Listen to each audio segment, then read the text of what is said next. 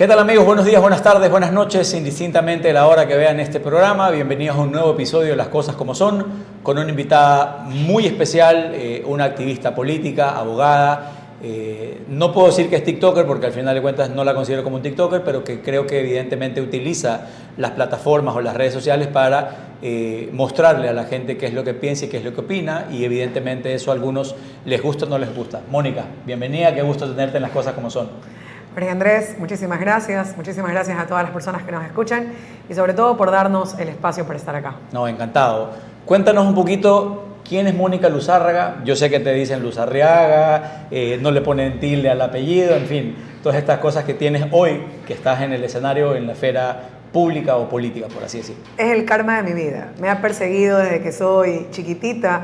Entre profesores, compañeros que no podían, Luciérnaga me decían en la escuela, me recuerdo tanto.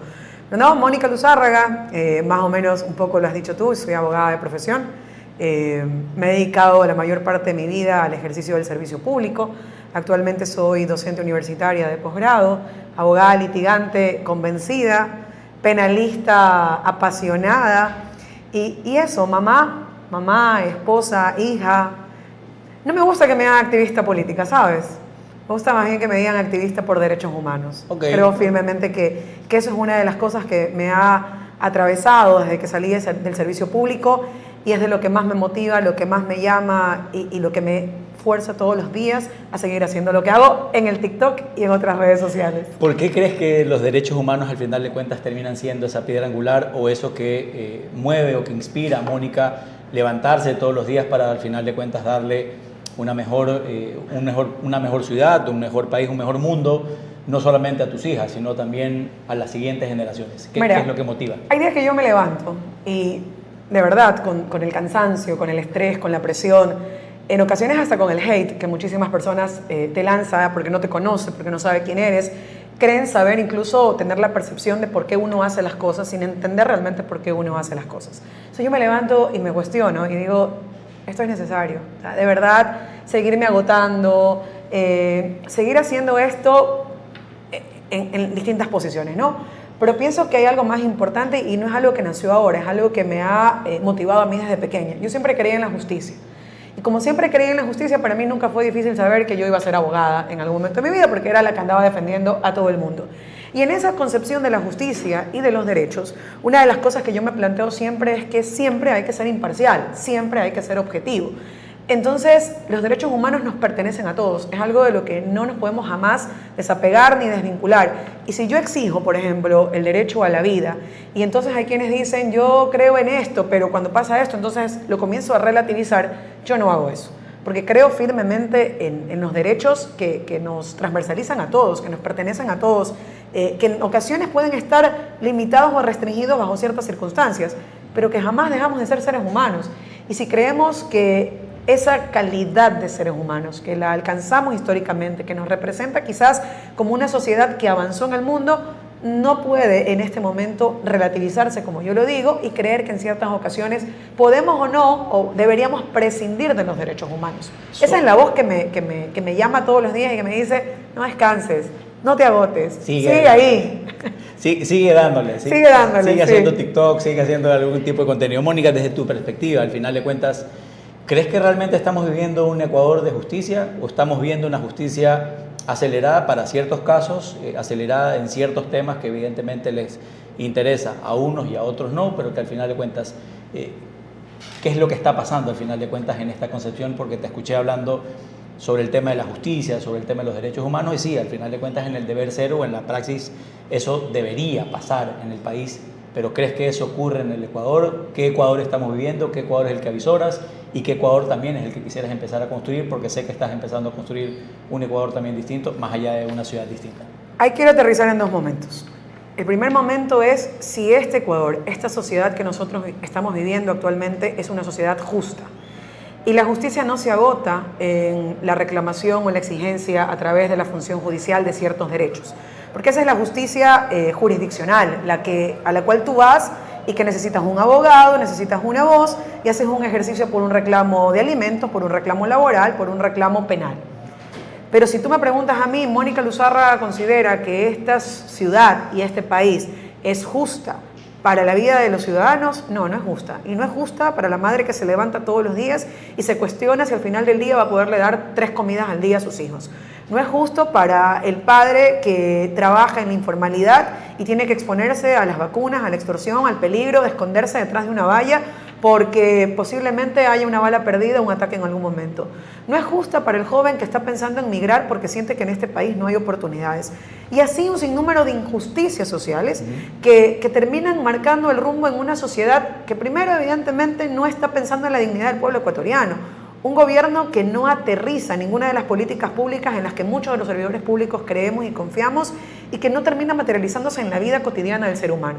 Y si a eso le sumas que quienes están llamados a garantizar que los derechos se cumplan tampoco están actuando así, en este caso jueces, fiscales, pues entonces la injusticia está atravesada en todos los aspectos. Porque tienes por un momento un gobierno que no genera condiciones de dignidad y de justicia social para absolutamente nadie, y luego cuando vas a reclamar los derechos te encuentras con la trampa de que la justicia está cooptada, que está al servicio de un poder de turno y que más bien radicaliza la injusticia social que muchos ciudadanos viven y que para muchos es un clima de desconfianza y de erosión total de la confianza que deberíamos tener como ciudadanos. ¿Cómo al final de cuentas recomponemos, armamos ese rompecabezas? Tú lo acabas de definir, lo que evidentemente en algunas entrevistas también he señalado, esta descomposición que vivimos, esta desinstitucionalización, perdón por la confusión, de al final de cuentas un Estado que, como tú lo mencionabas, no le brinde esas garantías al ciudadano, no le da esas oportunidades al ciudadano y que el ciudadano al final de cuentas, por buscar ese pan, por buscar llevar o alimentar o darle educación a su familia, a sus hijos, a sus hijas, en fin, en líneas generales, ¿cómo terminamos reconstruyendo eso desde tu perspectiva, desde tu visión? Antes de entrar ya en materia de que te he visto caminando un poquito por Guayaquil, he visto que estás haciendo algo, ya entraremos en materia de eso, pero ¿cómo al final de cuentas terminamos recomponiendo eso hoy en día en una polarización que desde mi perspectiva creo que ha sido obligatoria porque les favorece el escenario de polarizar entre la izquierda, entre la derecha, catalogar al que piensa distinto como el malo, como el diferente y al final de cuentas no entender de que en una mesa de 4 o 5 personas, las 4 personas no necesariamente vamos a pensar de forma igual o de forma homogénea, que cada quien va a tener su criterio, pero que eso es lo sano al final de cuentas para vivir en democracia, mi querida Mónica. Mira, una de las cosas que a mí siempre me preguntan, ¿no? ¿Y cómo se cambia? Y esta pregunta va de la persona hacia afuera, ¿no? ¿Y qué recomienda usted para cambiar lo que está pasando? ¿Y qué podríamos hacer? ¿Y qué podría hacer usted? ¿O qué deberían hacer las otras personas? Y yo siempre hago la reflexión, sobre todo en los foros y en la academia, y les digo, ¿cuánto está dispuesto usted a cambiar? ¿Cuánto de la concepción, cuánto de su propia concepción de qué es lo que está bien y está mal, usted está dispuesto a cambiar? Nosotros culturalmente como sociedad hemos normalizado, tolerado e incluso asumido culturalmente que la corrupción es permitida en ciertas cosas, que mentir es tolerable, que si la mentira me favorece, pero por el contrario le beneficia a otra persona, pues está bien sostenerla, ¿no? Y esto no va a ser un cambio ni de instituciones ni de gobiernos. Tiene que ser un cambio profundamente atado a la convicción personal de cada ciudadano. Por eso, lo primero que tendríamos que empezar a hacer, creo yo, y esto es un trabajo conjunto, en comunidad, en cohesión, si se quiere, primero personalmente y luego con la familia, luego con los amigos, es empezar un cambio cultural que empiece entendiendo que el núcleo de esta sociedad somos cada uno de los ciudadanos que la conformamos. Porque yo mañana puedo decir, el Consejo de Participación Ciudadana es un consejo corrupto. Es que la Asamblea Nacional es una asamblea corrupta. Sí, pero esas instituciones están formadas por personas. Entonces, aquí tiene que ver muchísimo un cambio de la conciencia social, de qué tan responsable es el ciudadano desde su individualidad para poder cambiar ese conjunto global denominado sociedad. Si nosotros no cambiamos en las cuestiones particulares, incluso las que nacen de nuestro propio hogar. Yo decía, hace un momento comentaba que mi hija pierde un reloj y me corregí y dije, no, los relojes no se pierden, alguien los toma. ¿Y qué cabeza de un padre recibir a su hijo que trae un reloj que no es de él y tolera y permita que ese reloj llegue a su casa? Entonces, ese cambio de mentalidad, que no tiene nada que ver con la derecha y la izquierda, en principio, no es ideológico, sino es con un cambio cultural del ser humano, de no sostener la corrupción, de defender lo que considera justo así no le favorezca, de decir la verdad, aun cuando esa verdad le perjudique. Ese es el primer cambio. Y luego, tú has dicho algo que es sumamente importante. El clivaje de este país no es un clivaje de la derecha y la izquierda, porque encontraremos personas en cualquiera de las dos posiciones que son súper sensatas, que son súper objetivas y que creen y buscan el bienestar común de esta sociedad desde distintos modelos económicos. El clivaje que nos tiene, la condición en que nos tiene en este momento, es el clivaje que nace del odio, de dos corrientes particularmente, que todas las identificamos, que son el correísmo y el anticorreísmo. Y bajo esas posturas polarizantes se ha construido un escenario de odio, de inoculación, de mentiras, de falsedades, de relatos, que hoy en día al ciudadano lo tienen con una venda y no le permiten distinguir entre quien habla, pero tú mañana dices, no estoy en contra de lo que está haciendo el gobierno nacional, es que este es correísta. Por favor, salgamos de las etiquetas. Sí. Porque no se necesita sostenerlas. ¿Quiénes viven del clivaje? ¿Quiénes viven de la polarización? ¿Quiénes de una u otra manera prefieren vivir en esos extremos de polarización? Porque de ahí pescan, de ahí viven, de ahí se sostienen políticamente. Se les hace más cómodo, ¿no? Maquiavelo directamente decía, divide y reinarás en algún momento, y ya al final de cuentas también lo vimos. Señalaste el tema de la educación, señalaste el tema de la cultura, pero ¿qué tan profundo llegar a hacer esos cambios? Porque sí, desde lo técnico hay que mejorar la educación, hay que mejorar la cultura de forma evidente, pero dame al menos una idea en educación, una idea en cultura. Yo siempre he señalado que falta la articulación en conjunto para solucionar esas problemáticas grandes de las que tú hoy en día mencionabas, no solamente el tema cultural, sino también del tema educativo, del tema de las drogas o del flagelo de las drogas también en la gente, de por qué no articulamos trabajar gobierno central, Policía Nacional, Gobernación, Intendencia, Secretarías de Educación, Secretarías de Deporte, y al final de cuentas eso es lo que manda la lógica, eso es lo que mandan también a veces incluso hasta los mismos libros, pero dame al menos, por lo menos mi querida Mónica, una idea de cómo podemos solucionar eso, porque yo entiendo que ese es el camino, entiendo que eso es lo que debemos hacer, pero no sé cuánto tiempo más nos demoremos en eso, y segundo, también de entender de que ese cambio no lo vamos a ver mañana, no lo vamos a ver en 3 años, no lo vamos a ver en 5 años. Esa sociedad probablemente le tome 10, 15 años, 20 años, 30 años para que realmente tú digas, ok, tengo una sociedad mejor al final de cuentas. Bueno, quiero decepcionarte profundamente porque ninguno de nosotros tiene la clave ni la solución. ¿Y por qué básicamente? Porque todo lo que tú has descrito depende de una política pública. Y si las políticas públicas no existen, no se confía en ellas, no se cree en ellas, pues lastimosamente es poco o nada lo que se puede hacer. Y te digo algo, la gente dice, el pueblo necesita educación. Todos creemos que el pueblo necesita educación. Pero si la educación de este país de calidad es la educación privatizada y la mayor parte de la población no tiene acceso a una educación privatizada, entonces yo estoy dependiendo de la educación pública. Si nadie cree, si nadie apuesta, si nadie fortalece la educación pública, ¿qué va a cambiar en el escenario mayoritario de la población? Y por eso una de las cosas que nosotros decimos, y que sí la sostenemos, y que al menos yo la defiendo firmemente, es que no estamos haciendo esto para nosotros, para nuestra generación, sino muy probablemente para cambiar la vida y la percepción de la sociedad de quienes vienen. Bueno, pero ahí me diste una clave, inversión. Claro. Ya, okay. Por supuesto. Hay que invertir en educación, hay que creer, de cualquier... pero primero pongamos un gobierno que crea pues, en la inversión pública, que crea en la educación pública. Me diste también la otra solución, más allá que no me decepcionaste, porque al final de cuentas coincides con... Te decepciona con el momento histórico que vivimos, porque no tenemos a alguien que crea en el público. No hay política pública y no hay tampoco esa política pública que mañana más adelante nos permita saltar de la política pública que es de momento, que se mide tiempo a tiempo, que se mide también incluso con los propios resultados, a pasar a políticas de Estado, que hoy en día no las tenemos y que indistintamente el gobierno de izquierda, de derecha, de centro, centro-izquierda, centro-derecha, de la cultura de la que tú quieras llamarla, al final de cuentas, esos temas álidos como la educación, como la cultura, como la salud, al final de cuentas, sigan manteniendo un mismo norte para llegar a un objetivo en 10, 15, 30 años como lo habíamos planteado. Y yo te diría algo que también podría ser afinado, ¿no? ¿Cómo vemos al Ecuador del 2050, por ejemplo? Ok, démonos una visión. Queremos un Ecuador en el 2050 donde todos los niños tengan educación pública de calidad, donde el acceso a la universidad permita que el joven salga a exportar conocimiento, que traiga conocimiento al Ecuador también, que se forme. Si ese plan es a 2050 y la sociedad ecuatoriana quiere ver a ese Ecuador modelo, desarrollado, sostenible, a esa fecha, yo no puedo permitir que cada 4 años venga un gobierno y diga, no, esto no. También hay que tener un poco de continuidad, de firmeza, de trazabilidad de las metas que como país nos queremos proponer. Y esto puede ser a escala nacional, pero también puede ser a escala local.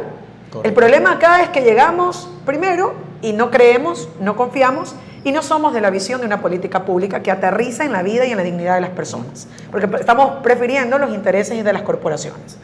Entonces, claro, primero ubiquémonos, y eso es una conciencia ciudadana. El ciudadano tiene que aprender a identificar por quién vota, a quién pone a gobernar y qué clase de modelo de gobierno necesita.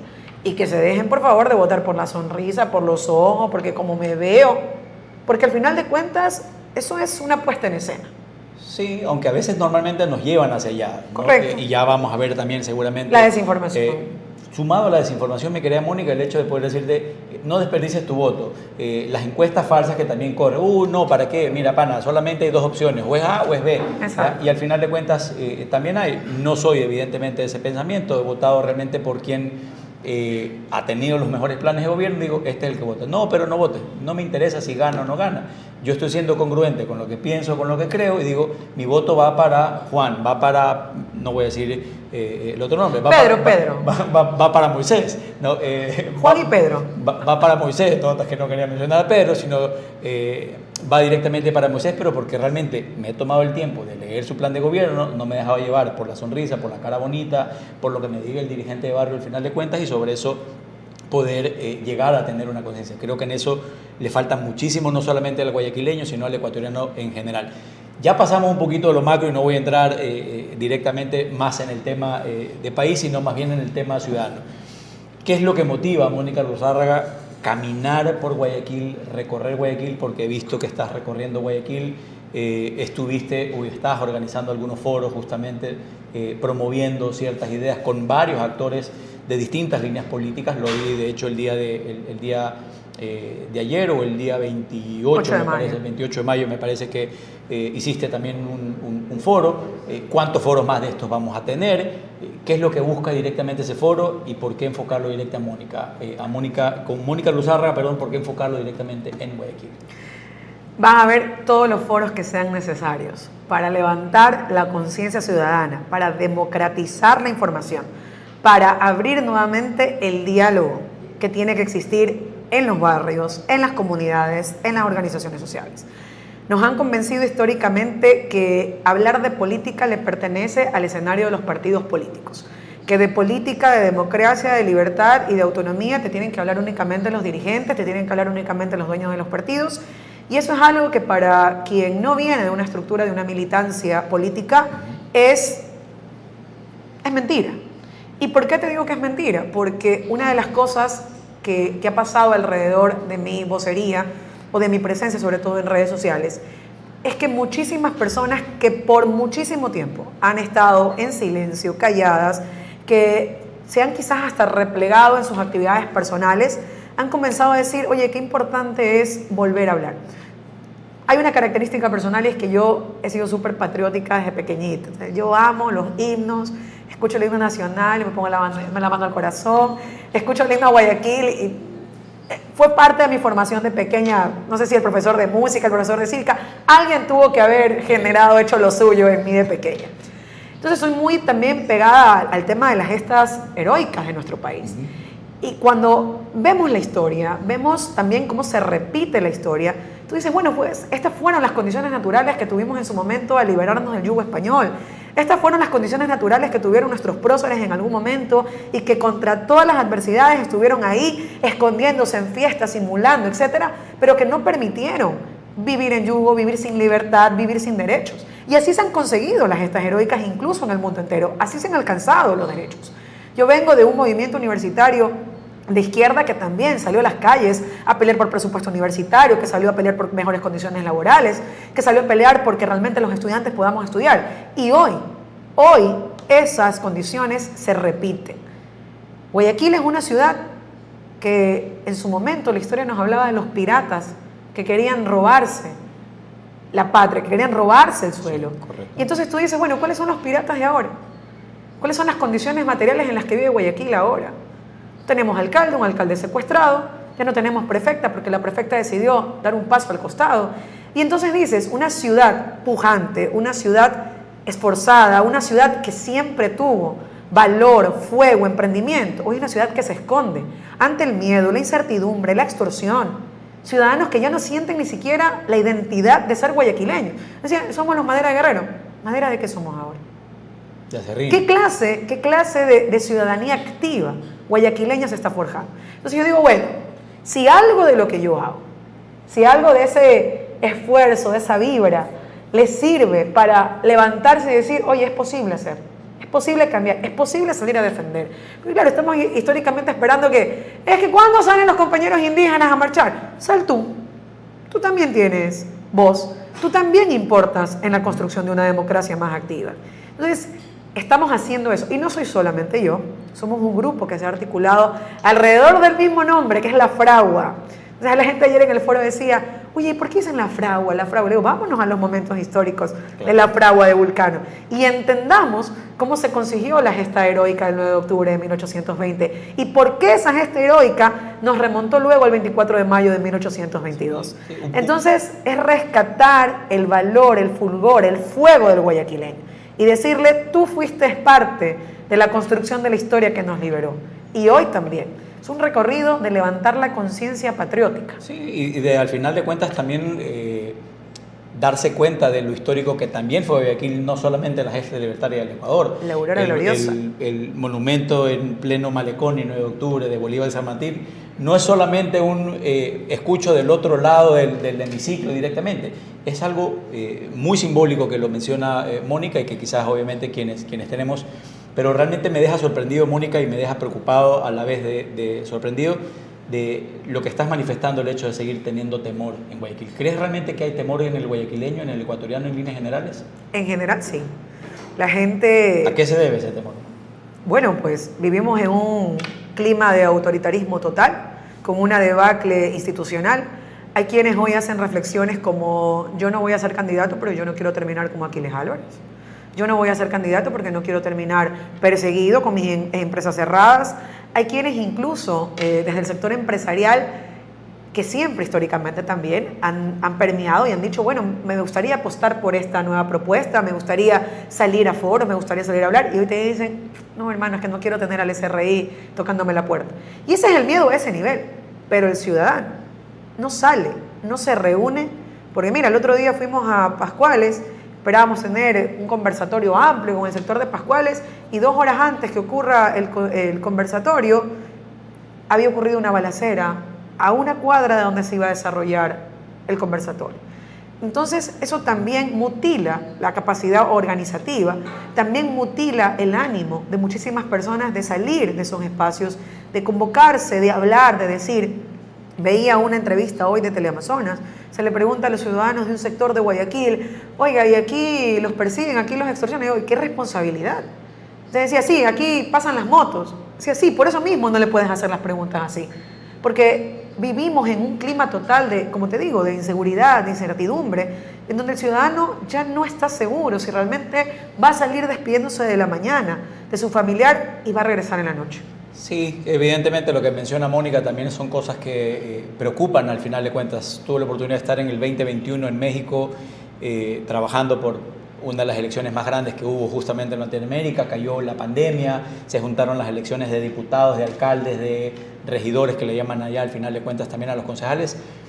Y una de las cosas que más me sorprendió porque trabajábamos directamente en la parte investigativa era el temor, esa desesperanza que al final de cuentas hay y dije, ojalá a mi país nunca llegue la desesperanza de que siempre tengamos ese ímpetu de poder decir vamos a construir días mejores. Creo que Mónica, con el equipo que estás hoy en día armándolo, estás terminando de conseguir al final de cuentas eso, más allá de que a veces no es suficiente y que, como bien lo mencionaste y lo señalé yo en un prestigioso medio de comunicación escrito de Guayaquil, que me dijeron, ¿por qué las organizaciones y movimientos políticos todavía no sacan sus candidatos? Pues si te das cuenta, ya estamos a la vuelta de la esquina de celebrar las primarias en estas elecciones, pero al final de cuentas nadie muestra todavía sus cartas. ¿No? Entonces, al nadie mostrar sus cartas, existe esto que mencionaba, el temor, la incertidumbre, la poca capacidad de formación o de escuelas de formación política que las organizaciones políticas tienen, los propios movimientos políticos que al final de cuentas no tienen nuevos cuadros y que son un retazo de lo mismo del otro,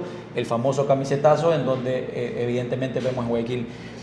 cómo Mónica llama, al final de cuentas, al ciudadano que nos está viendo a través de las distintas plataformas de Las Cosas Como Son, a que forme parte activa de esto, sin ideología política, más allá que la hayas mencionado, de cuál es la corriente a la cual más favoreces o perteneces, cómo hacer ese llamado para encender esa llama, esa aurora gloriosa, ese fuego en el ciudadano, mi querida Mónica, que me parece interesante que lo mencionaste hace un momento. Despertar. Mira que una de las cosas que a mí más me marcó en la vida universitaria fue en una clase de filosofía del derecho, leer la parábola de la caverna de Platón y cómo vivimos siempre como ciudadanos en general mirando sombras que no son impuestas.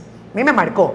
Mi profesor de filosofía ya falleció, pero fue importante porque los medios de comunicación, las redes sociales, todo lo que nosotros no administramos y que es parte de este mal llamado cuarto poder, nos tiene ahí, nos tiene enceguecidos, nos tiene quizás obnubilados, inoculados hasta cierto punto.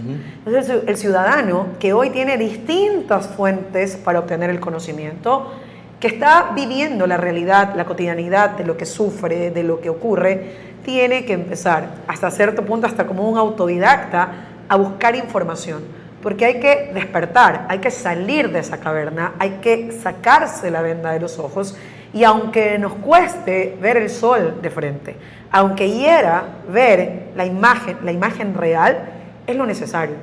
Y yo siempre digo, y hay que empezar a ser agentes de cambio, porque cuando usted ya se saca la venda de los ojos, cuando usted ya no ve las sombras en la caverna, cuando sale a ver la luz del sol como tiene que ser, pues entonces su trabajo no es decir, bien, gracias, salí de la caverna y chévere. No, tiene que salir, ingresar, regresar a la caverna y sacar a otros de ese estado de ceguera en el que nos encontramos. Y eso lo podemos hacer todos y muchos. Creo firmemente en eso.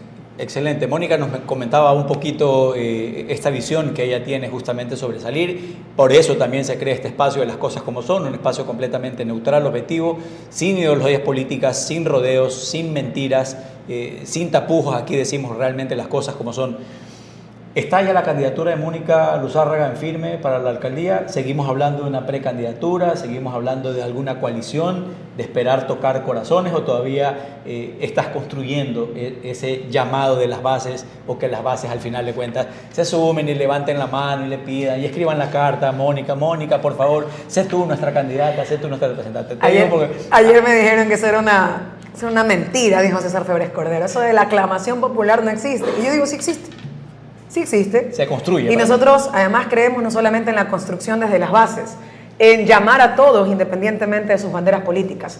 Es decir, que se bajen por un momento las banderas propias y se levante la bandera del Ecuador y de la ciudad de Guayaquil. Y si en ese camino el nombre de Mónica Luzárraga termina siendo la opción que represente a la unidad, pues bienvenido sea, porque si no, la fragmentación va a permitir que el autoritarismo del que tanto nos quejamos, del que tanto nos duele, aterrice ahora sí en la ciudad de Guayaquil. Entonces, y en la provincia del Guayas. ¿La tendremos en papeleta o todavía no se sabe si la tendremos en papeleta?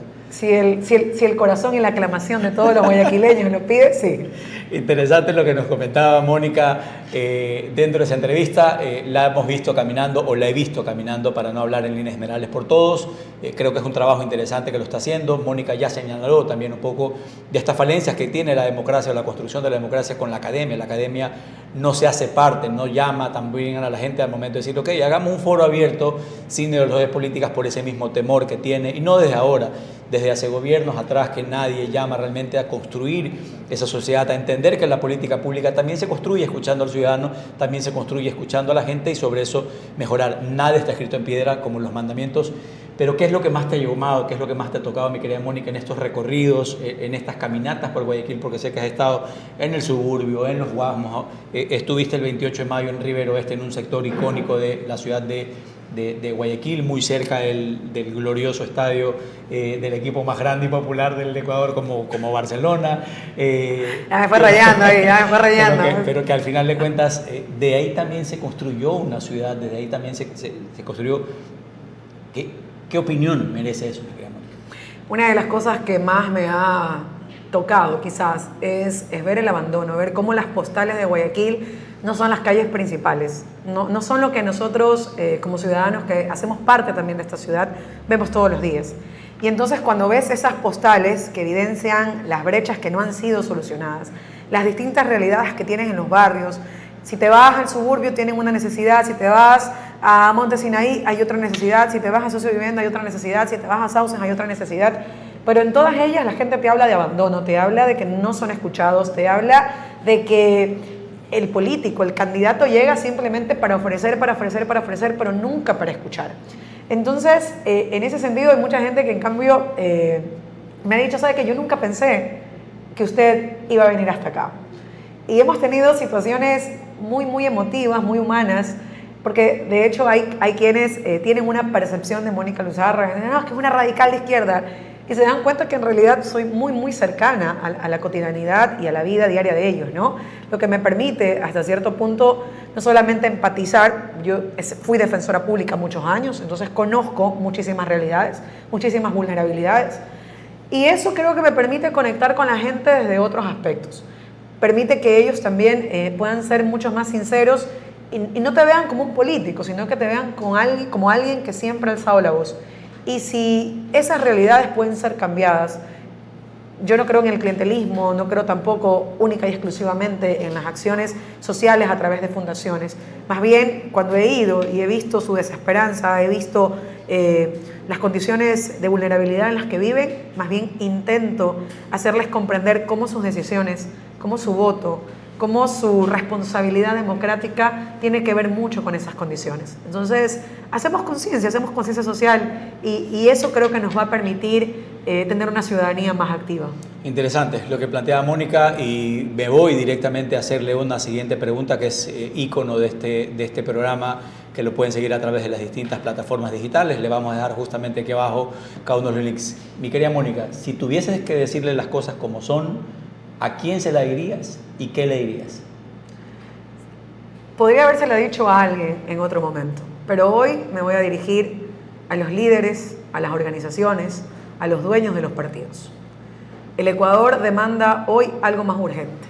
Demanda unidad, demanda conciencia, demanda entender que hay hoy razones urgentes por las cuales defender no solamente la dignidad de Guayaquil, de Guayas, sino la de todo el Ecuador. Y que eso va a demandar a todas luces superar los egos, superar las profundas diferencias que históricamente nos han dividido y empezar a ver la unidad no como una coyuntura electoral, sino como un proceso de recuperación de la patria, que para nosotros para muchos de nosotros es la verdadera razón por la cual nos levantamos todos los días. Si no se logra, al final de cuentas, mi querida Mónica, esta famosa unidad, que creo que es el deber ser en los momentos actuales que vive el país, de dejar los egos a un lado, que me parece que es lo más complicado también en la clase política en líneas generales, por no decirte también en las nuevas generaciones que también tienen sus propios intereses o sus propios egos.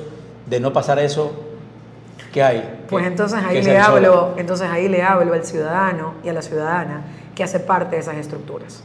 Porque si esos líderes, esos dirigentes no están sintonizados con la realidad urgente que vivimos en este momento, pues no se los invita y no se los llama a dejar su identidad política, a dejar su corazón, sino a venir hacia una mentalidad y hacia un proyecto que intenta recuperar los cimientos mismos de la República.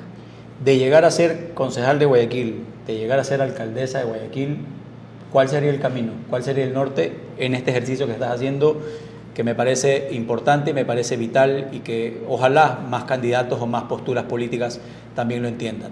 Este ejercicio de escuchar al ciudadano para saber qué es lo que quiere, no ir con espejitos de oro al final de cuentas a venderle promesas, porque Mónica ya lo señaló y comparto el criterio de ella, no porque la tengo hoy aquí, pero las realidades son completamente distintas en barrios periféricos, en donde el gángster es el que lidera, el gángster es el que te permite si entras o no entras al barrio, el gángster es el imaginario inmediato que tiene el niño, el joven que está ahí, que lo ve en un buen carro, con un buen trago, con mujeres al lado y dice, yo quiero eso al final de cuentas.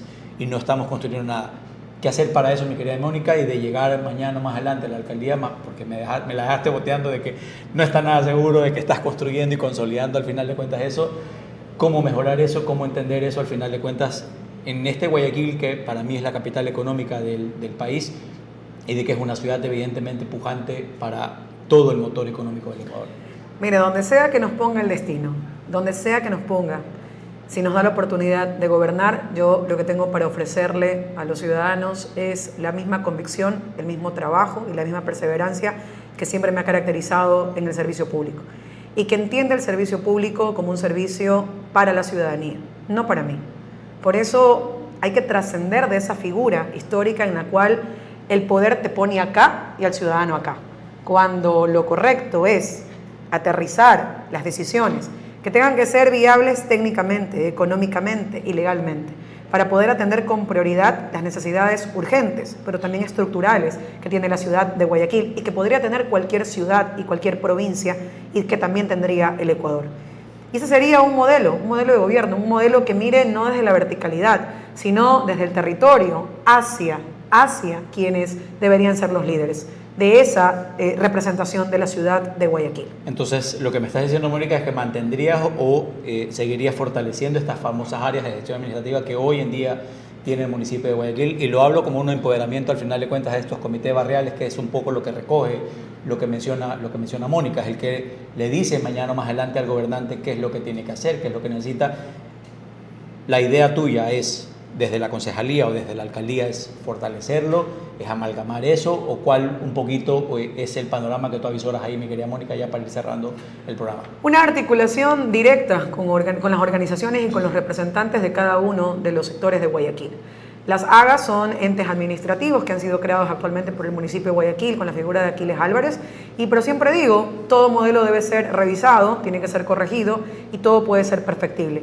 Si eso funciona y genera espacios de representación local, pues perfecto, pero si no funciona y hay formas de mejorarlo y de convertir realmente a la dirigencia comunitaria en voceros reales de las necesidades de esos sectores, pues sí, lo haremos.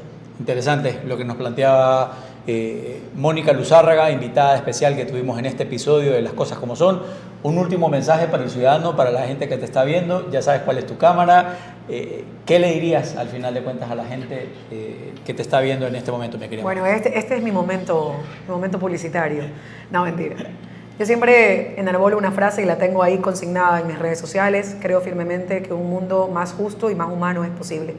Y esa es una invitación a cada uno de los seres humanos a salir de la mentalidad del metro cuadrado, de pensar solamente en nosotros.